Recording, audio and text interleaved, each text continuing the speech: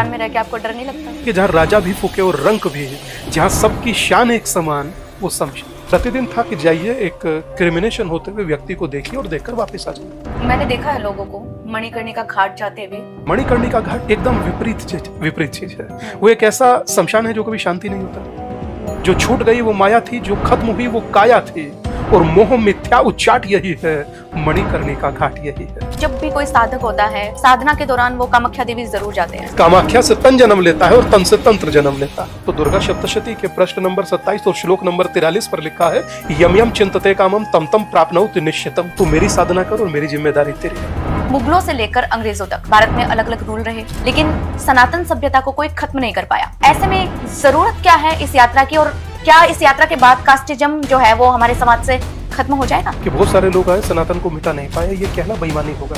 कभी बांग्लादेश हिंदुस्तान में ताज है, पाकिस्तान था है, कांधार था है, हिंदू कुश था है। कहते थे कि कभी ना मिटेगी हस्ती हमारी। अगर जो आपको कोई नहीं कुछ कर पाया, आपकी यात्राओं पर पत्थर क्यों पड़ते हैं? सिंप्लीफाई वर्ड्स में आप सनातन को कैसे समझाएंगे उन्हें? जो सत्य है वो सनातन, जो शाश्वत है वो सनातन है, जो जिया जाता है वो सनातन है। सन्यासी को आने वाले वक्त में आप भारत का प्रधानमंत्री भी देखना चाहेंगे? हमेशा, क्यों नहीं। राजनीति में आने का इरादा है? और धर्मो रक्षति रक्षिता। आप धर्म की रक्षा कीजिए, धर्म आपकी रक्षा करेगा। मनुस्मृति के पन्ने जलाए जाते हैं। नार्यो पूज्यन्ते रमन्ते तत्र देवता। किस ग्रंथ का लिखा हुआ है? मनुस्मृति का। आप सोचिए, आज भी भारत में 12 करोड़ लोगों को, 12.5 करोड़ लोगों को रोज भोजन कराता है धर्म। हजारों लोगों को पेंशन बांटता है धर्म। जब स्वाद घाटी से होता हुआ तैमूर आता है, उसे वापिस लौटाता है धर्म, अर्थात सन्यासी। भगवा केवल रंग नहीं है, परम पिता की इच्छा है, और इसे पहनकर जिंदा रहना सबसे बड़ी परीक्षा है। पुरी के शंकराचार्य है निशिलानंद सरस्वती जी। एक बार उनके दर्शन हुए और मार्गदर्शन प्राप्त हुआ। मैंने हमेशा इस बात को ऊपर रखा कि ना कोई दूरी ना कोई खाई, हिंदू हिंदू भाई भाई। 23 नवंबर 2022 जगह देवबंद का घ्याना गांव। उस घ्याना गांव में पहुंचे 260 लोग, और चर्चा था कि हम लोग सब संगठित होकर कैसे रहें। लगा कि मात्र 260 लोग कैसे चल पाएगा। अभी जब लास्ट यात्रा हुई तो लोग थे 80,000। है हिम्मत? एक बार जरा किसी मियाँ जी के लिए बोलिए। केरल में करोड़ों का घोटाला हो गया चर्च में, बोलिए जरा, है हिम्मत? पैर कांपने लगे। श्वेत भी मैं हूँ, शुद्ध भी मैं हूँ, विरुद्ध हो मेरे तो युद्ध भी मैं हूँ, इस धरा का मैं केंद्र बिंदु हूँ, प्रणाम भाई साहब, मैं ही हिंदू हूँ। 1779 की बात है। दिल्ली का बादशाह था शाह आलम दी सेकंड। अब था तो वो भी औरंगजेब का ही बेटा, इसलिए पिता की तरह उसने भी मंदिर तोड़ने के लिए 50,000 सैनिकों की एक आर्मी भेजी। इस आर्मी को लीड कर रहा था उसका सूबेदार मोहम्मद मुर्तजा। अब मुर्तजा पहुंचा जयपुर इस पूरी आर्मी को लेकर, और उसने रास्ता चुना शेखावाटी का। रास्ते में उसे जितने भी मंदिर मिले वो उसे तहस नहस करता गया, और वो राजस्थान के प्रसिद्ध खाटू श्याम जी मंदिर पर भी अटैक करने वाला था। लेकिन तभी ये खबर मंगलदास जी महाराज को पता चली। अब मंगलदास जी एक नागा साधु थे। उनके पास 1200 नागा साधुओं की एक छोटी सी आर्मी थी, लेकिन बावजूद इसके वो मोहम्मद मुर्तजा की आर्मी से भिड़ गए। कहते हैं कि उस जंग में एक एक नागा साधु हजारों मुगलों पर भारी पड़ा। उन्होंने घोड़े समेत मोहम्मद मुर्तजा को काट डाला। दोस्तों, इतिहास बताता है कि जब जब राजा पीछे हटे हैं तब तब साधुओं ने जंगों को संभाला है, तब तब साधु वॉरियर बने हैं, और इसी के साथ साधु हमेशा पॉलिटिकली एक्टिव भी रहे हैं। सन्यासी को गुरु बनाकर साधारण सा चंद्रगुप्त भारत का महान सम्राट बन गया। आज उसी भारत में सन्यासियों से ये कहा जाता है, अगर वो पॉलिटिकली एक्टिव हो तो उनसे ये कहा जाता है कि अगर साधु हो तो जंगल में रहो, पॉलिटिक्स से आपका क्या लेना देना। लेकिन लेना देना है, क्योंकि अगर ये सन्यासी ना हो तो सनातन का पक्ष कौन रखेगा। इसीलिए टीवी डिबेट पर सनातन का पक्ष रखने वाले स्वामी दीपांकर आज हमें गेस्ट बनकर मिले हैं। वेलकम स्वामी जी। धन्यवाद, बहुत बहुत धन्यवाद आदरणीय। स्वामी जी, एक सन्यासी जिसे दुनिया टीवी डिबेट्स पर देखती है, शुरू से हम शुरू करते हैं। आपके सन्यासी बनने की कहानी क्या है? अपने मदर के साथ हम मंदिर आते जाते थे। मंदिर आते जाते, मुजफ्फरनगर यूपी। तो आते जाते थे आश्रम में, मगर एक हमारे बड़े प्रिय थे, आज भी हैं, उनका नाम था कीर्तिभूषण। वो हमको बहुत देर तक सुनते रहे और फिर बाद में कहे कि जो आप सोचते हैं वो साकार करने वाला मात्र एक ही सन्यासी है। कहा जाता था, बोले गड्ढे वाले बाबा। गड्ढे वाले बाबा बोले चलिए मेरे साथ। अपनी कार में बिठाए और ले गए, और हाथ पकड़ा करके कहते हैं कि बोले ये रही आपकी मंजिल। फिर बाद में वहाँ मदर आई, उनसे उनकी बात वगैरह हुई बड़े गुरु जी से। तो जब उनसे बात हुई तो रोचक मुझे ये लगा कि उन्होंने कहा कि मैं चाहता हूँ कि ये यहाँ रहे। तो उन्होंने कहा कोई आपत्ति नहीं, रहे, आता जाता रहे पर रहे। और फिर एक समय हुआ उन्होंने कहा कि मैं चाहता हूँ तो यहीं रहे। उस दिन संन्यास भी हो गया और दीक्षा भी हो गई। तब से ये सफ़र शुरू हुआ, ये सफ़र रुका ही नहीं। आज 26-27 साल हो गए, ये निरंतर चल रहा है। और मैं समझता हूँ कि ये किसी के जीवन को भी बदल देने जैसा है। देवबंद एक जगह पड़ती है, डिस्ट्रिक्ट सहारनपुर है। देवबंद में एक विख्यात सिद्ध पीठ है जिसे बाला सुंदरी कहा जाता है। और बाला सुंदरी वो विख्यात है देवी कुंड के नाम से। उस बाला सुंदरी सिद्ध पीठ पर पूज्य गुरुदेव स्वामी ब्रह्मानंद सरस्वती तकरीबन अपने जीवन के कई दशक, 5-6 दशक उन्होंने देवबंद को दिए। जो एक जुडिशली में टॉप क्लास पोजीशन पर हो और वो सब कुछ छोड़कर एक शमशान में जिंदगी जीने लगे और इतना कार्य किया शिक्षा पर, दीक्षा पर। शायद मैं समझता हूँ कि रेवोल्यूशनरी व्यक्ति जो होते हैं वो रेयर होते हैं। फिर राम मंदिर आंदोलन के योद्धा रहे, मतलब अपने आप में एक अद्भुत व्यक्ति। और फिर उनसे हमारे भाग्य में लिखा था मिलना, तो हम मिले। और मिलने के बाद फिर आगे की दुनिया उनके साथ जिए। 25 साल उनके साथ रहे, 27 साल उनकी खूब सेवा किए। आज वो नहीं है, हम आज भी उन्हीं की सेवा कर रहे हैं। मुझे लगता है कि उनसे ज्यादा महत्वपूर्ण आज भी कुछ नहीं। एक होता है ना कि त्वमेव माता च पिता त्वमेव बंधु च सखा त्वमेव विद्या च द्रविणम त्वमेव सर्वम मम देव देव। तो अपने सब वही थे। वो नहीं है तो भी वही हैं, वो नहीं है तो भी वही हैं। मुझे लगता है कि उन्हीं का स्वप्न था कि कुछ रेवोल्यूशनरी होना चाहिए, समाज के लिए होना चाहिए। तो जो वो चाहते थे वो मैंने किया और वही मैं कर रहा हूँ। और मुझे लगता है कि जो कर रहा हूँ वो शायद उन्हीं की इच्छा है या उन्हीं का संकल्प है या उन्हीं का शुभाशीष है। और मुझे लगता है कि जो हो रहा है वो उन्हीं की कृपा से हो रहा है।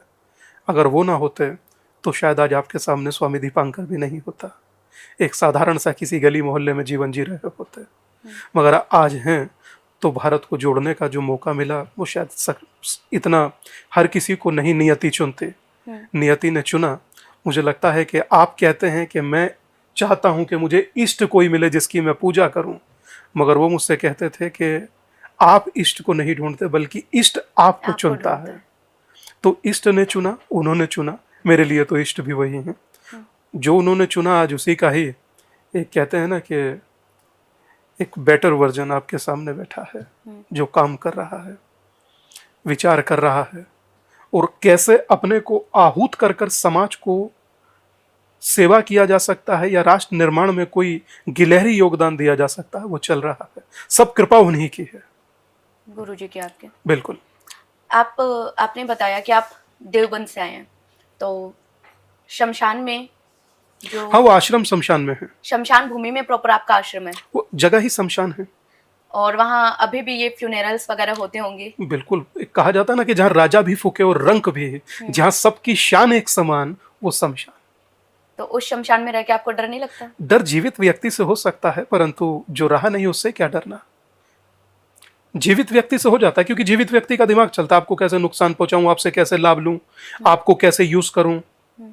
आपको 90% लोग ऐसे मिलेंगे जो चाहेंगे कि भगवान से कुछ मिले।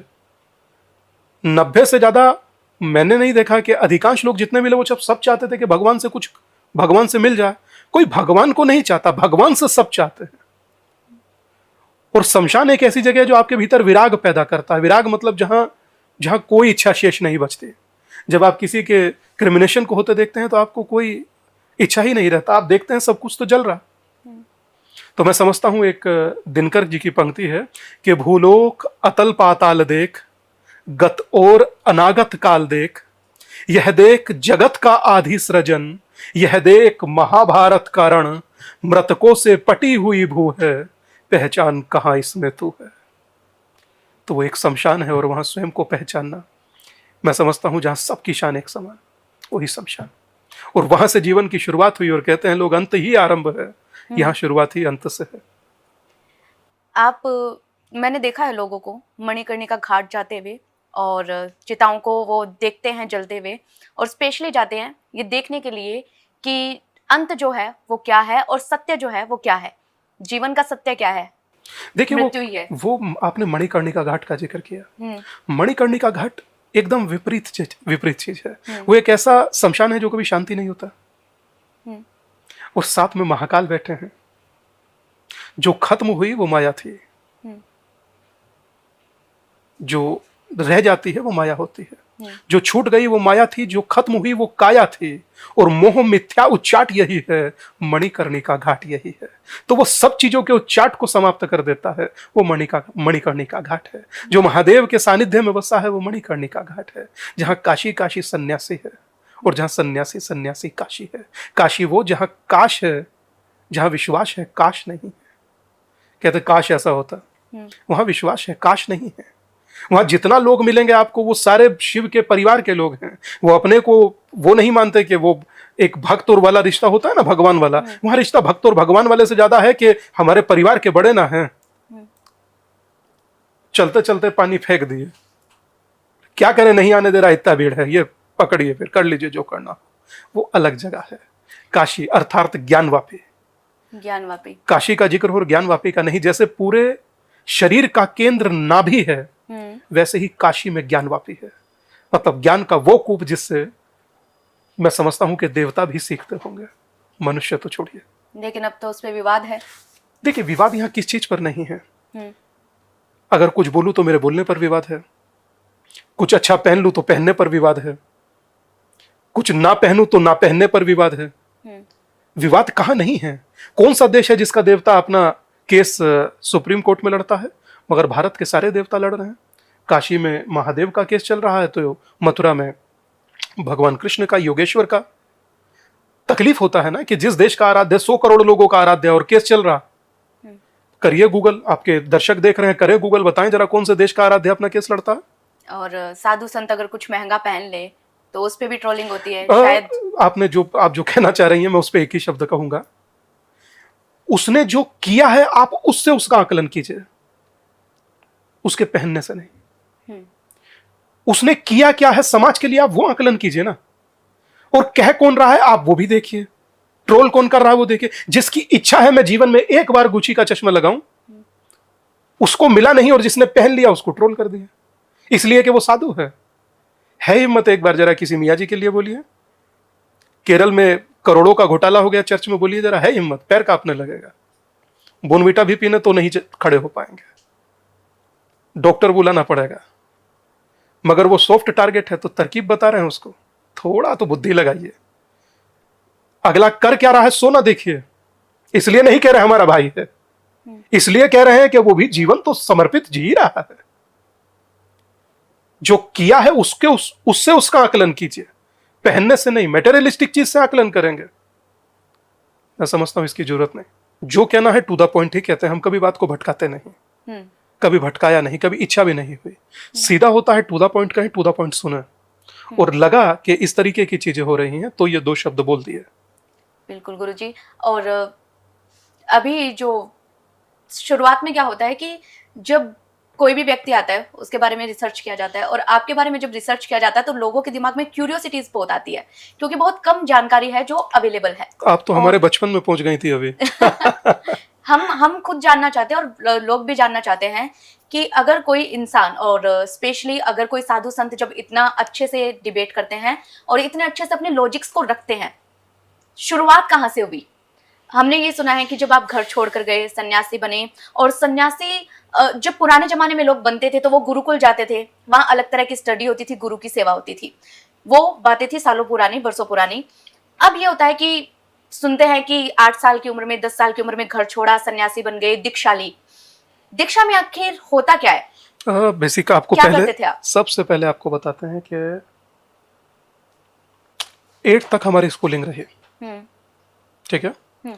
उसके बाद जब लगा जीवन में कि अल्फा बीटा गामा थेल्टा किसी काम नहीं आएगा तो बाबा ने कहा स्टडी में कराता हूं, तो स्टडी उन्होंने कराई। नीति शास्त्र हो, मनोविज्ञान हो, XYZ जो भी द्वैत अद्वैत का सिद्धांत आदिगुरु शंकराचार्य भगवान ने दिया, हमने उन्हीं से पढ़ा।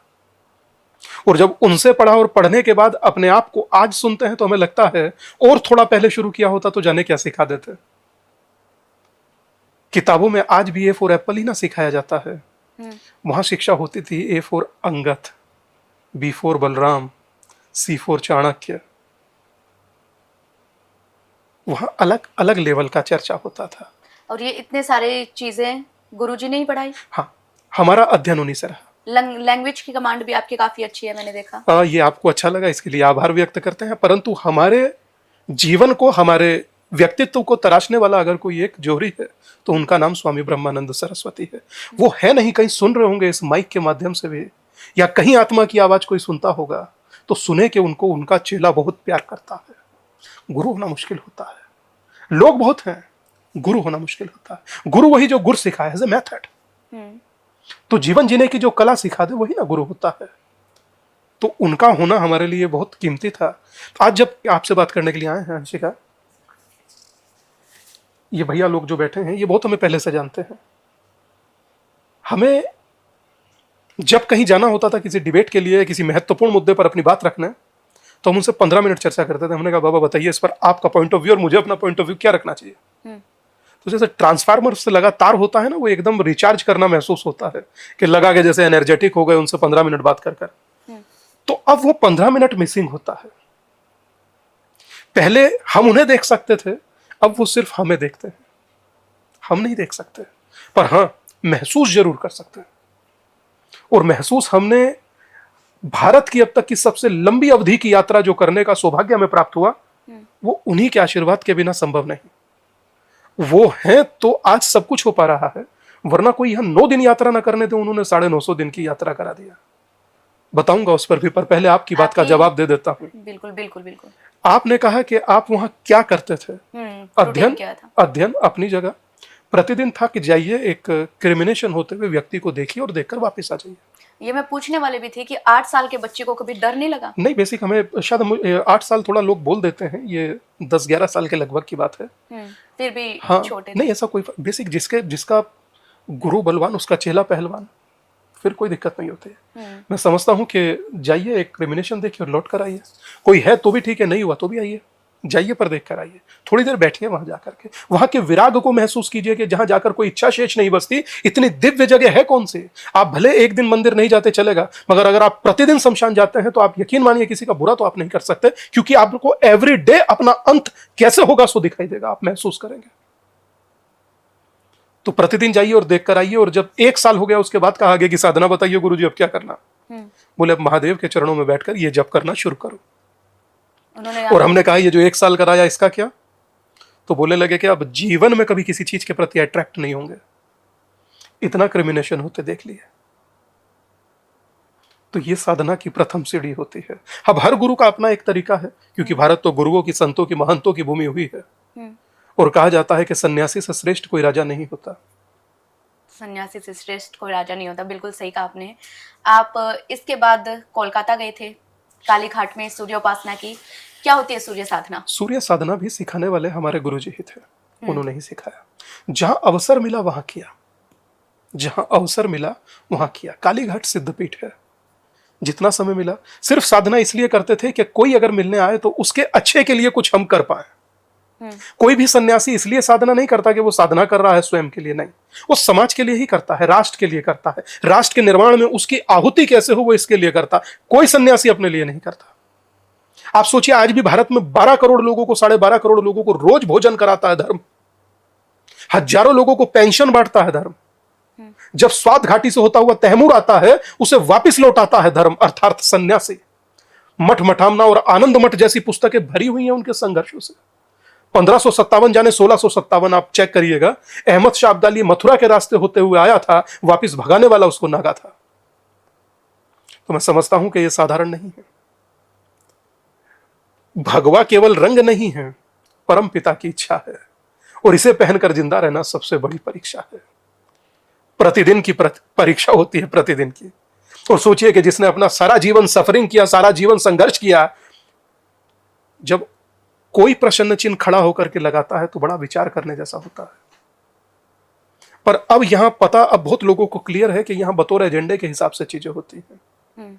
साधु सन्यासी को आप टारगेट कीजिए, बाकी सब पर मौन रहिए, वही सब होता है। तो ये साधना का ही असर होता है कि सन्यासी शायद ट्रोलिंग से ज्यादा प्रभावित होते नहीं हैं। ये बेसिक, ये कुछ है नहीं ना।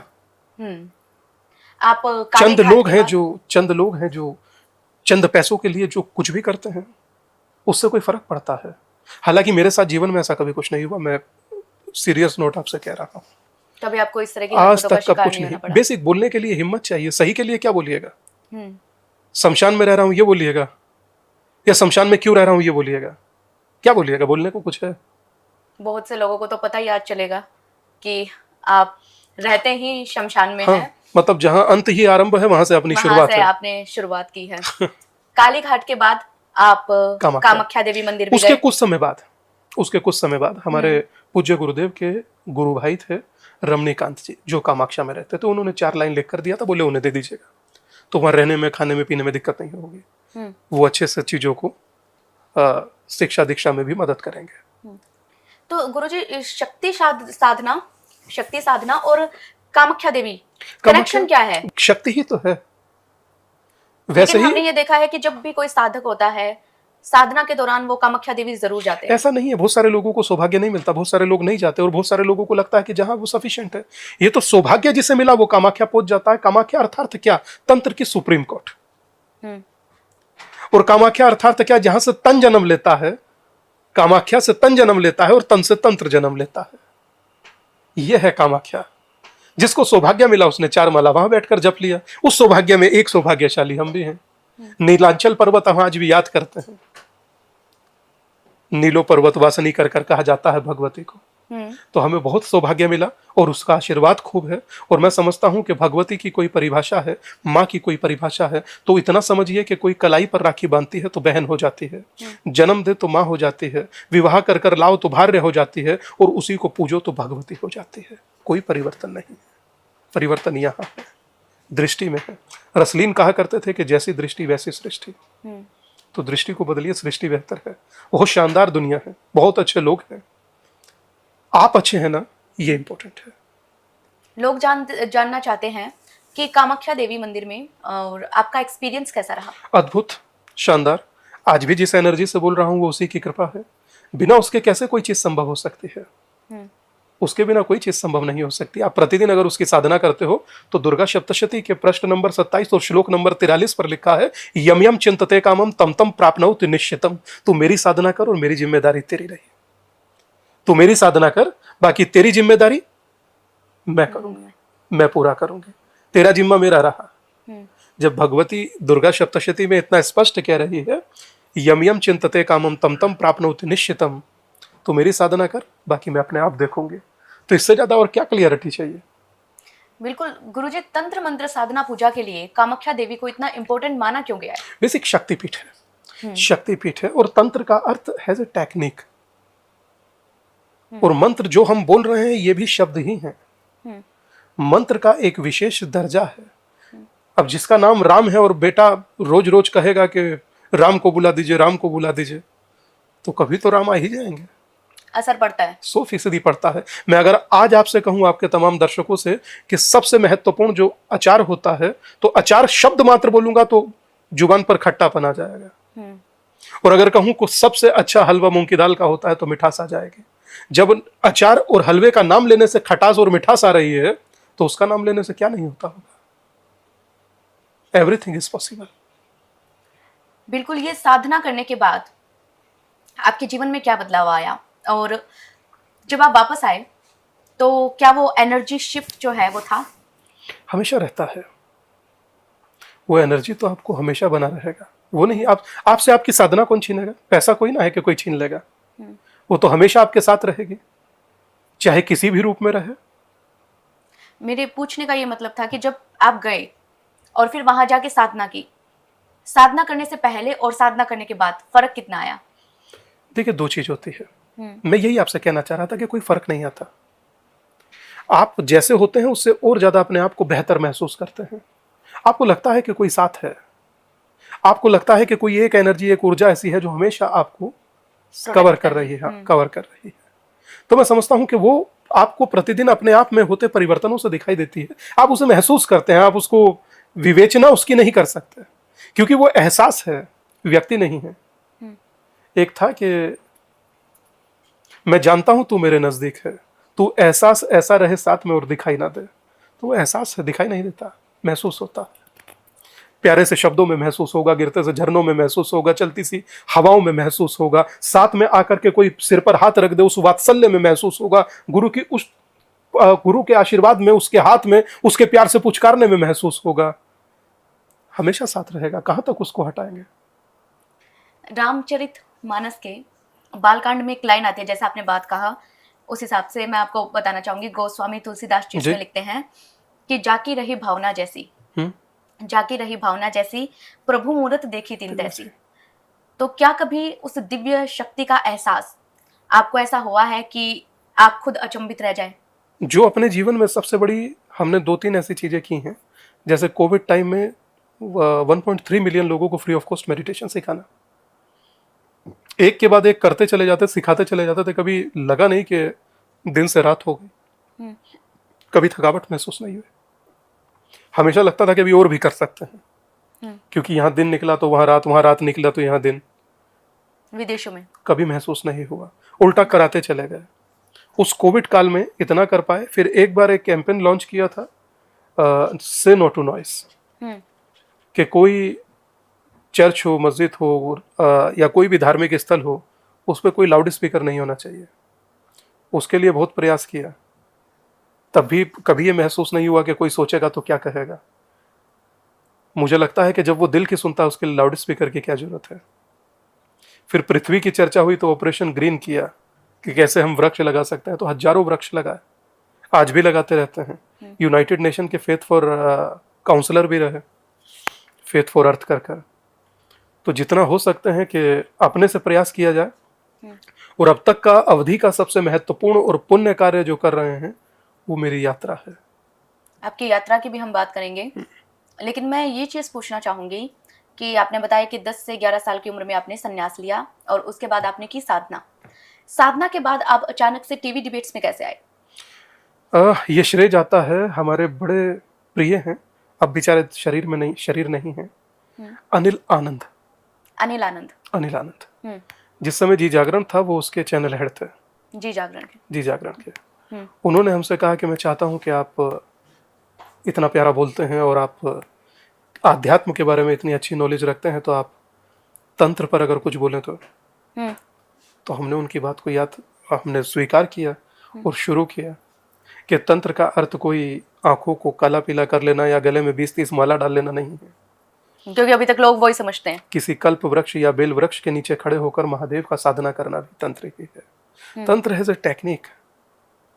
मतलब जिस तरह से बीच में चला था ना कि सूफी जी बंगाली, मियाँ जी बंगाली, बाबा जी बंगाली, ये इस तरह से लोगों को लूट रहे थे, तो उन्होंने कहा कि कोई सही डायरेक्शन आपका होना चाहिए जो लोगों को उस साइड में जाने से बचाए। तो उसके लिए एक अवेयरनेस प्रोग्राम किए थे। तो हमको फर्स्ट टाइम टीवी पर स्थान देने वाला कोई व्यक्ति था, आज वो स्वर्ग में है तो वहां सुन रहा होगा, उसका नाम अनिल आनंद है। और आपका एक्सपीरियंस कैसा रहा? अनिल आनंद पहली बार में इंसान नर्वस होता है ना? ऐसा कुछ नहीं रहा। कोई हम आपको कैसे, हमारी कोई अंशिका गुड़िया कोई नर्वसनेस लाइफ में कभी किसी चीज में, किस बात का नर्वसनेस। सामने ये अब भाई कैमरा लगाए बैठा है पंकज, आप पूछ रही हैं प्रश्न और मैं उत्तर दे रहा हूं। पहली बार और अंतिम बार कोई फर्क नहीं पड़ता, सिर्फ इतना सा फर्क पड़ता है कि कौन सा ऐसा उत्तर आपको दूं जिससे आपके दर्शकों को एक सही दिशा और दशा चूज करने में मदद मिल सके। सिंपल। और उसके बाद वो सिलसिला शुरू हुआ, खत्म नहीं हुआ। तकरीबन 2007 में पहली बार शुरुआत किए थे, आज 2025 चल रही है। 2008 में शायद 7 या 8 कुछ ऐसा ही था, आज 2025 चल रहा है। 7 3 10 5 तकरीबन 16-17 साल हो गए। आपके लॉजिक्स को बहुत से लोगों ने सुना है, सुनते हैं और पसंद भी करते हैं। ये शायद मैं समझता हूँ कि ये भारत में रह रहे सनातनी हिंदुओं का, और चाहे वो दुनिया के किसी भी कोने में बसे उनका, या किसी भी समाज से ताल्लुक करते हो उनका, ये प्यार है। शायद मैं समझता हूँ कि बहुत कम सन्यासी होते हैं जिन्हें इतना स्नेह और प्यार मिलता है, मैं उनमें से एक हूँ। बिल्कुल गुरुजी। और एक चीज़ ये भी है कि एक जो धड़ा है समाज का, वो प्यार देता है, सम्मान देता है, लेकिन एक जो है वो इस पर सवालिया निशान भी लगाता है। चाणक्य ने, जब हम इतिहास की अगर बात करें तो चाणक्य ने चंद्रगुप्त को तैयार किया राजा बनने के लिए।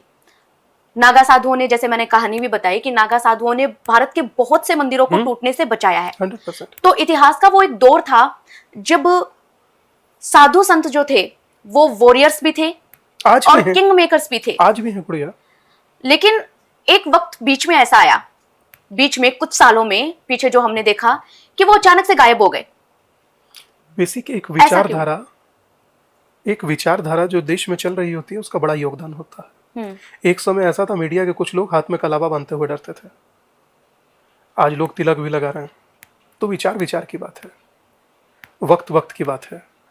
एक समय वो भी था, एक समय ये भी है। अभी कुंभ देखा, आप सोचिए कि 60-70 करोड़ लोग एक अम्ब्रेला के नीचे आकर, एक घाट पर आकर नहाकर, प्रभु का भजन कर कर, कुंभ में स्नान कर कर चले गए। वहां तो कोई किसी से नहीं पूछा कि बताइए भाई कौन जात हो। कोई नहीं पूछ रहा है कि बाजू में जो भोजन कर रहा है वो किस जाति का है।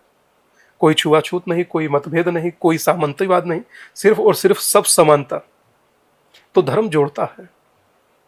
हाँ, कुछ विचारधारा आती हैं जो हमेशा प्रभावित करती हैं, मगर वर्तमान सनातन का स्वर्ण काल है, तो मुझे नहीं लगता कि इसमें किसी की हैसियत है कि कोई कुछ पूछे। और अगर इस प्रकार से जो आप देखती हैं ट्विटर पर जो चल रहा होता है या सोशल मीडिया पर जो चल रहा होता है, वो मुझे लगता है कि कुछ मानसिक रोगी होते हैं, वो इस तरीके के ही काम करते हैं, जो किसी का शोषण करना, किसी के बारे में बुरा लिखना। क्यों किसी के बारे में बुरा लिखना चाहते हैं? आप अच्छा लिखिए ना। अच्छा नहीं लिख सकते तो कम से कम बुरा मत लिखिए, आपको किसने अधिकार दिया? पर अब मुझे लगता है सरकारें सजग है, कोई हल्का सा गलत लिखता है उस पर राइट टू एक्शन होता। आप किसी के बारे में, किसी की आस्था के बारे में कभी गलत मत लिखिए, चाहे वो कोई भी हो, XYZ कोई भी हो, उससे क्या फर्क पड़ता है तो भारत में रहने वाला। बिल्कुल, ये देखा गया है कि इन सालों में, जब आपने कहा कि एक विचारधारा की वजह से जो वो समय था कि साधु संत अचानक से लाइमलाइट में आना बंद हो गए थे, या बोलना, उनको तो सुनना बंद हो गया था। बोलते तो जेल में बंद करा देते। आपने देखा नहीं जयेंद्र सरस्वती जी के साथ क्या हुआ था? जयललिता गवर्नमेंट में थे। किससे छिपा है? लेकिन इन विचारधाराओं के बाद जो अब आपने कहा कि गोल्डन पीरियड है, अब सनातन का स्वर्ण काल है। हाँ। और बहुत से साधु सन्यासी हैं जो खुलकर वोकल हैं, पॉलिटिकल मुद्दों पर अब अपनी बात रखने लग गए हैं। जैसे बाबा बागेश्वरी हो गया, प्रदीप जी मिश्रा जो कथावाचक हैं, लाखों की भीड़ उमड़ती है उन्हें देखने के लिए, और बहुत से लोग उनके विचारों को सुनते हैं और वो पॉलिटिकल मुद्दों पर खुलकर बोलते हैं। लेकिन जब से ये होने लग गया है, तब से उन्हें एक रास्ता भी दिखाया जाने लग गया है, उनसे सवाल भी किए जाने लग गए, उन्हें ट्रोल भी किया जाने लग गया है कि आप सन्यासी हो, आपका राजनीति से क्या लेना देना। या फिर कहा जाता है कि आप आने वाले वक्त में अपने लिए खुद टिकट मांग लेंगे। हाँ। ऐसा कुछ। तो इस तरह से मजाक बनाया जाता है उन लोगों का। कोई मजाक नहीं, जो खुद मजाक है वो क्या किसी का मजाक बनाएगा? और कौन सीरियस ले रहा है इन लोगों को कि ये मजाक बना रहे हैं? कोई सीरियस नहीं लेता। अच्छा, वो खुद लिख के वो भी भूल जाता मैंने क्या लिखा है। कोई सीरियस ले कहाँ रहा है? हमें नहीं लगता कोई सीरियस ले रहा है। और जो धर्म के प्रति अपना काम कर रहे हैं, जो राष्ट्र के प्रति अपना काम कर रहे हैं, उनका फोकस एकदम क्लियर है। जैसे अर्जुन का निशाना मछली की आंख थी, उनका निशाना उनका लक्ष्य है, और वो उस लक्ष्य को साध रहे हैं। सिंपल सी बात है। वो बिल्कुल नहीं ये सोचते कि कोई क्या सोच रहा है। अगर ये सोचेंगे कि कोई क्या सोच रहा है, तो हम जो सोच रहे हैं वो कर ही नहीं पाएंगे। और करना हमें वो है जो हमें चाहिए। अब हमें चाहिए कि राष्ट्र का निर्माण इस तरह से हो जहां जातियों में बटा हुआ कोई आदमी ना हो, सब एक हो, सनातनी हो। सिर्फ ये हिंदुओं के लिए कह रहे हैं, कहीं बाकी फिर गलतफहमी का शिकार होकर आपको और हमें दोनों को ट्रोल ना करने लगे। हाँ, क्योंकि यहाँ इस देश में दिक्कत है, यहाँ हर नुक्कड़ पर आपको रायचंद, हुकुमचंद और ज्ञानचंद मिलेंगे। बस दिक्कत इस बात की है कि करमचंद नहीं मिलता जो कर्म कर ले। तो इसीलिए मुझे लगता है कि एकदम टू द पॉइंट बोलिए, ताकि जहां तक बात जानी है वहां तक चली जाए। अब आते हैं आपकी भिक्षा यात्रा पे। 16,000 किलोमीटर लंबा रूट, उससे ज्यादा हो चुका है। उससे भी ज्यादा, उससे ज्यादा। 4 स्टेट, 6 स्टेट। कौन कौन सा वो भी बताता हूँ। उत्तराखंड, उत्तर प्रदेश, दिल्ली, हरियाणा, और आपका बिहार और हैदराबाद।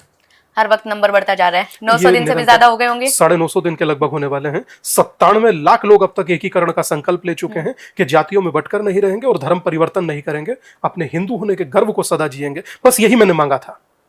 मैंने कही, भिक्षा यात्रा का विचार आपको आया कहां से? गुरुजी का विचार था। आपके गुरुजी पूज्य गुरुदेव, हाँ, स्वामी ब्रह्मानंद सरस्वती जी का विचार था कि जातियों में बटा हुआ हिंदू बेहद कमजोर हो जाएगा। कोई एक व्यक्ति हो जो इनसे कहे कि मुझे एकता की भिक्षा दे दीजिए। ये उन्हीं का कॉन्सेप्ट, उन्हीं का विचार था। मैंने तो सिर्फ प्रतिपादित किया। और मैंने सिर्फ प्रतिपादित नहीं किया। आप देखिए कि मैं जितना देख पा रहा हूं कि अब बहुत सारे लोग कर रहे हैं। सनातन जोड़ो यात्रा भी हो रही है, या अन्य भी बहुत सारी यात्राएं हो रही हैं। साउथ में भी हो रही हैं, नॉर्थ में भी हो रही हैं। तो कोई तो पहल करेगा। तो ये यात्रा सबको जोड़ने की है, सबको परिवार की तरह संगठित करने की है। हाँ, तोड़ने वाली राजनीति को सोचना चाहिए। ये तो जोड़ने वाली यात्रा है। लेकिन जब पहला दिन होता है किसी भी चीज का, पहला स्टेप जो होता है वो सबसे ज्यादा मुश्किल होता है। पहला दिन होना, शुरू करना, वो दिन क्या था, उसकी कहानी क्या है? 23 नवंबर 2022 पहला दिन था। जगह देवबंद का घ्याना गांव।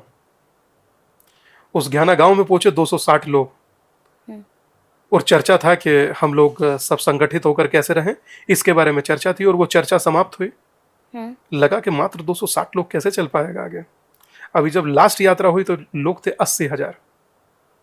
260 से 80,000 का आंकड़ा। 80,000 का आंकड़ा। यात्रा चार मीनार पर हुई हैदराबाद में, तो कई हजारों लोग, 25-30 हजार लोग, और वो भी साउथ इंडिया। हाँ, जहाँ लोग कुछ का कुछ बोलते हैं, कुछ का कुछ, और लैंग्वेज, हाँ, बहुत ज्यादा हिंदी नहीं समझते हैं लोग, पर भाव समझते हैं। दिल की भाषा हर व्यक्ति समझता है। आप लैंग्वेज समझिए नहीं समझिए फर्क नहीं पड़ता, मगर भाव की भाषा हर कोई समझता है। और शायद मैं समझता हूं कि पहला दिन 23 नवंबर 2022 ये यात्रा थी। ये यात्रा में पहला शब्द था कि जब तक आप एक हो, आप सुनामी के जैसे वेग हो, और जब भी आप बढ़ जाते हो और गली नुक्कड़ पर कट जाते हो। अब कटने का अर्थ यहाँ लोग दूसरा लगा लेते हैं। कटने का अर्थ अपनी जड़ों से, अपने संस्कार से, अपने व्यवहार से, अपने परिवार से, अपने संस्कार से। ठीक वैसे ही जैसे अब से पहले आप देखिए कि 90 तक कश्मीर में इंटेलेक्चुअल कहे जाने वाले कश्मीरी हिंदू 6 महीने में साफ हो गए। इसे जड़ों से कटना कहते हैं। बांग्लादेश में रहने वाले सनातनी हिंदू अपनी जड़ों से साफ हो गए। पाकिस्तान में रहने वाले सनातनी हिंदू अपनी जड़ों से साफ हो गए। तो इस तरह से जड़ों से कटना, मतलब उस तरह के कटने को कह रहा हूं क्योंकि कटना कहूं लोग इसे भी गलत ले लेते हैं। पता चला वो चाकू तलवार छुरी वाली बात करने लगे। कहानी है पूरी के a little knowledge is a very dangerous thing. अधूरा ज्ञान खतरनाक है। अगर जो अभिनेता को हो तो पिक्चर पिटती है, ड्राइवर को हो तो गाड़ी ठुकती है, और नेता को हो तो मैं समझता हूं कि नस्लें खराब होती हैं, और अगर किसी साधु को हो तो भविष्य बिगड़ता है। अधूरा ज्ञान नहीं होना चाहिए, मैं समझता हूं। जो करिए कंप्लीट कीजिए, टू द पॉइंट कीजिए, लक्ष्य को साध कर कीजिए। और मुझे लगता है कि इस यात्रा का मंतव्य बहुत क्लियर था कि सनातन को कैसे संगठित करना, और यह सनातन को संगठित करने के लिए ही यात्रा शुरू हुई। यह यात्रा किसी के विरोध में शुरू नहीं हुई। इस यात्रा में 950 दिन में किसी के विरोध में एक शब्द नहीं बोला गया अंशिका, एक सिंगल शब्द।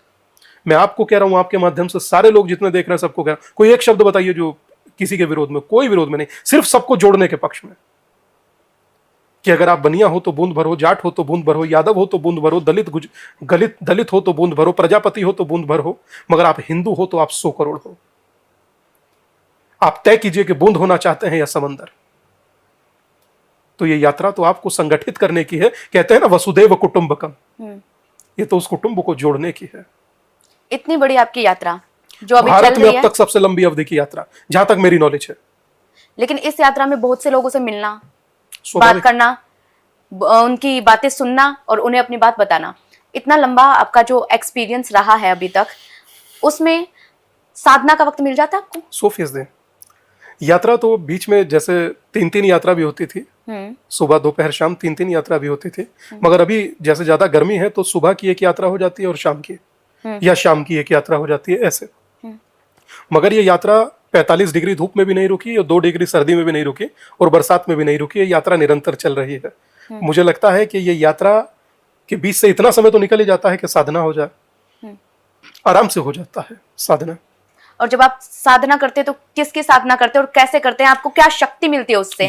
क्या लोगों से बात करने की और इतना एनर्जेटिक रहने की ताकत वहीं से आ रही है? मैं समझता हूं कि उसके अतिरिक्त कोई दूसरा स्रोत हो ही नहीं सकता।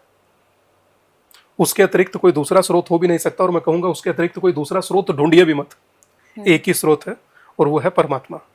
वही आपको ताकत देता है और वही आपको ताकत बनकर हमेशा नया मार्गदर्शन करता है। उसके मार्गदर्शन में चलिए। और मैं समझता हूं कि मैं स्वयं, अगर साधना ना हो तो शायद एक कदम ना चल पाए। साधना बहुत जरूरी है जीवन में। जितनी जरूरी साधना है मुझे लगता है उतना ही जरूरी आपके अतिरिक्त में कोई दूसरा हो, मुझे महसूस नहीं होता। साधना जहां आती है वहां कोई नहीं आता। कोई किस्सा आप हमें बता सकते हैं? कि किस्सा बताते हैं। एक बार एक सहारनपुर में कोई कार्यक्रम था, महत्वपूर्ण व्यक्ति आया था, नाम नहीं बताऊंगा। तो शायद दिया जला रहे थे बाबा बैठ करके, तो हमने उनसे कहा कि आप मुझे आज्ञा दीजिए, बस मैं सहारनपुर से 1 घंटे में होकर के आया। बोले क्या जरूरी है? वो ऐसे ही बोलते हैं। बोले क्या जरूरी है? हमने कहा बस एक महत्वपूर्ण व्यक्ति है, मिले और मिलकर आए, फिर आकर साधना कर लेंगे। बाबा आपके गुरुजी? हाँ, गुरुजी बोले इधर नीचे बैठो। तो हम बैठे। बोले देवता की तरफ उंगली करके बोले इससे भी ज्यादा महत्वपूर्ण है। हमने कहा नहीं, इससे महत्वपूर्ण कैसे हो सकता है? तो बोलो कि 1 घंटे बाद आऊंगा, पहले साधना करो। तो जब आपको आपके जीवन में पता लग जाए क्या महत्वपूर्ण है और क्या नहीं, तो फिर आप चीजों को स्पष्ट समझ पाते हैं। उस दिन के बाद मुझे लगता है मैंने देवता को ही महत्वता दिया। जो पहले देवता है, बाकी सब बात में। अगर जो वो है तो ही ना किसी के लिए अच्छा कर सकते, और अगर जो वही नहीं होगा तो क्या अच्छा होगा। और इस यात्रा के दौरान लोगों का कैसा प्यार मिला आपको? उसमें देखिए, ये अपने आप में अद्भुत है। ये मेरे जीवन में तो ऐसी स्मृतियां हैं जो शायद कभी खत्म नहीं होंगी। एक चंडीगढ़ से, हम सुनना चाहेंगे। हाँ, चंडीगढ़ से हम लोग आ रहे थे। हम थे, हमारे साथ ज्ञान भाई, आचार्य जी, हम 3-4 लोग थे, परवीन भाई वगैरह, हम सब लोग आ रहे थे वहां से। तो सबकी सीट कंफर्म थी, मात्र हमारी और आचार्य जी की सीट रह गई। आचार्य जी हमारे प्रिय है, सानिध्य भाई रहता है साथ में ही। अच्छा। हाँ, आचार्य है तो इसलिए, वैसे ही परिवार है तो इसलिए बोल देते हैं, क्योंकि वो आचार्य है ऑलरेडी, क्योंकि पीएचडी है इसलिए आचार्य कह रहे हैं। ओके। तो वो और हम खड़े हुए थे, तो सामने से कुछ देवियां आई, बहनें आई, और कही कि बोले स्वामी जी आप यहाँ क्या कर रहे हैं, क्यों खड़े हैं आप यहाँ? उन्होंने आपको पहचान लिया? हाँ, पहचान लिया। बोले आप स्वामी दीपांकर हैं? हमने कहा। बोले आप यहाँ क्यों खड़े हैं? हमने कहा कि अभी जो टीसी हैं वो बता रहे हैं कि हमारी सीट कोई शायद कंफर्म नहीं हुई होगी। बोले वहां 6 सीटें पड़ी हुई हैं, आप 6 की 6 पे जिस पे चाहे बैठ जाइए। बोले जो हमें एक रखने के लिए संघर्ष कर रहा है और वो खड़ा जाए, हम बैठे जाए। तो ये प्यार मुझे इससे कमाई हुआ, इस यात्रा से। इस यात्रा से। इसीलिए इस यात्रा का नाम रखा भिक्षा यात्रा। और इसमें भिक्षा किसी से दाल आटा चीनी चावल की नहीं मांगे, पैसे की नहीं मांगे। कहा कि जातियों में ना बटकर एक होने की भिक्षा दीजिए, सनातनी हिंदू होने की भिक्षा दीजिए।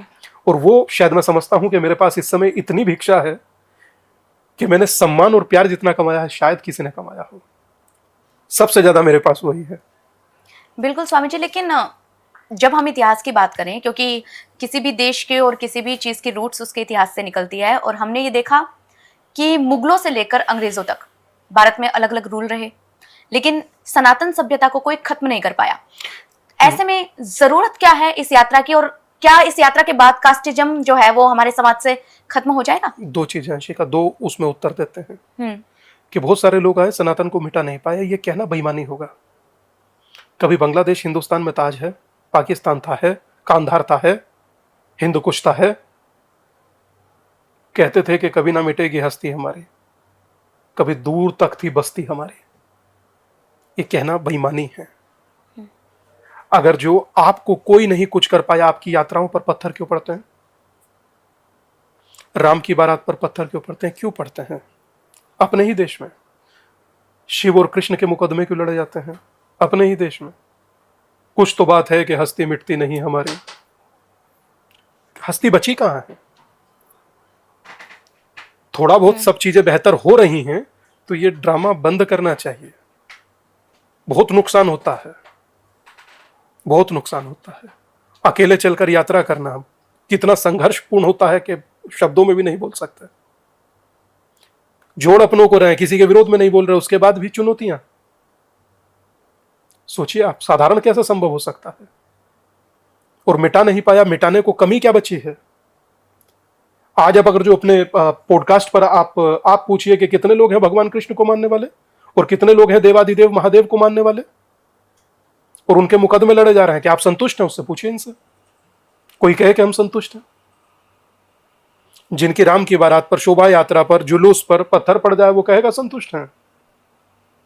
भारत में ही ना पड़ रहे हैं। वैसे तो पूरी दुनिया इस समय युद्ध की विभीषिका में जल रही है, मगर उसके बावजूद बता रहा हूं, मगर हम लोग तो कहते हैं ना कि अपने मतलब से मतलब रखते हैं, किसी को देश से मतलब कोई ना है।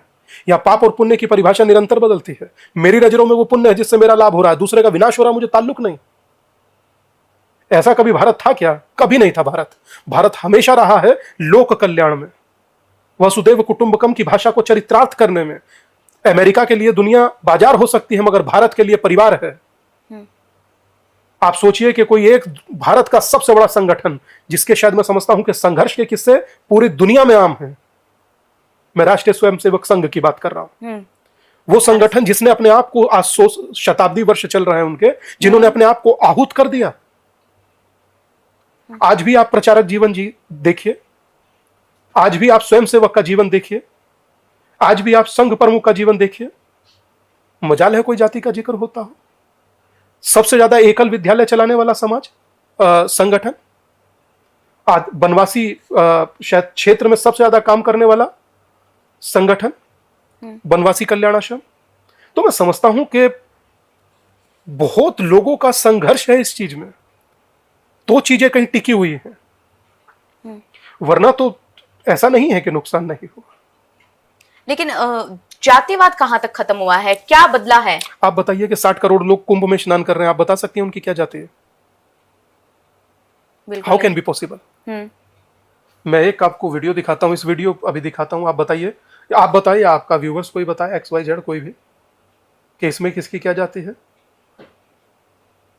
संभव नहीं है। अगर देश का मीडिया खड़ा है तो इन भगवा को लहराता हुआ दिखा कि हिंदू एक है। बिल्कुल, मैं ये चाहती हूँ आप ये वीडियो क्या हमारे कहिए? साथ 100% हम शेयर करेंगे आपके साथ, मगर मैं एक छोटी सी बात आपको बता, इन हजारों लोगों में किसकी जाति पूछेगा और क्या जाति कहिएगा? वो तो कह रहे हैं हम हिंदू हैं। तो मुझे लगता है कि ऋषि सुनक जब यहां आते हैं तो वो कहते हैं I am proud Hindu. America में राष्ट्रपति पद की उम्मीदवार थी तुलसी गबाड़, कहती है I am proud Hindu. Swami Vivekananda कहा करते थे मुझे हिंदू होने पर गर्व है, नॉट ए सेक्युलर, मुझे हिंदू होने पर गर्व है। और स्वर्गीय श्रद्धेय भारत रत्न अटल जी कहते थे हिंदू तन मन हिंदू जीवन, रग रग हिंदू मेरा परिचय। और मैं कहता हूं जिसमें तमाम नदियां आकर गिरे वो सिंधु हैं हम, हमें गर्व है खुद पर के हिंदू हैं हम। तो हिंदू होना प्राउड है और उस प्राउड को हर हिंदू को जीना चाहिए। और अगर उस प्राउड को नहीं जी पा रहा तो मुझे लगता है कि वो कहीं ना कहीं चिंतित हो सकता है। हिंदू होना प्राउड है। और जब हिंदुत्व की हम बात करते हैं, समाज पे आते हैं और कास्टिज्म पर आते हैं, जो जिसे आप समाज से खत्म करना चाहते हैं, कहीं ना कहीं आपकी यात्रा का उद्देश्य यही है। नहीं नहीं नहीं नहीं नहीं, नहीं, मैं यहाँ आपको रोकूंगा। मेरी यात्रा का उद्देश्य है कि आप एक होकर रहें, जातियों से ऊपर उठे, एक हो। पुरी के शंकराचार्य हैं निशिलानंद सरस्वती जी, एक बार उनके दर्शन हुए और मार्गदर्शन प्राप्त हुआ। मैंने हमेशा इस बात को ऊपर रखा कि ना कोई दूरी ना कोई खाई, हिंदू हिंदू भाई भाई। किसी एक धर्म ग्रंथ में अगर जो जाति लिखी हो, मैं चुनौती से कहता हूं।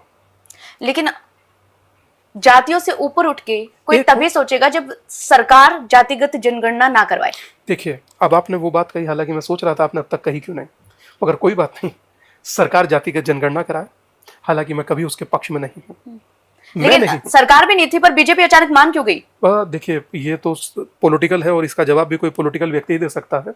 मैं एक सन्यासी हूं और मैं समझता हूं कि मेरा कार्य है समाज को जोड़ना, मैं जोड़ूंगा और मैं जोड़ रहा हूं और मैं जोड़ता रहूंगा।